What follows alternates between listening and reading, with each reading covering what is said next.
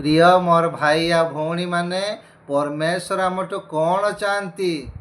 पवित्र बाइबल गोटे घटना आम देखुचे प्रभु जीशु जाउचंती आउ तांको पछे पछे हजार हजार जनता जाउचंती। से माने आनंद करुचंती, उल्लास करुचंती, जय ध्वनि करुचंती। साधुकी फारुसी माने प्रभु यीशु को कहिले सेमानको चुप करिया पई तुमे आज्ञा कर। प्रभु यीशु कहले मु जदि एमानको चुप करिया पई कहिबी पत्थर गुड़िक चित्कार करिवे। प्रिय मोर भाई या भौणी माने परमेश्वर छेली कुकुड़ा नड़िया कदली चाहती नहीं।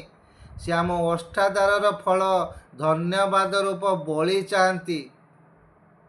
साधुकी फारुसी माने प्रभु यीशु कहउचंती तुमे निजर गौरव करुअछ।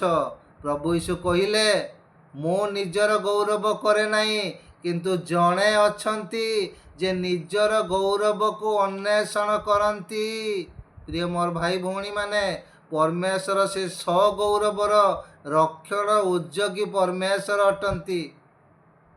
वाक्य लेखा जाए सदा प्रभु ठारे आनंद कर, तहिरे तुमर समस्त मनर वांछा को से पूरण करिवे।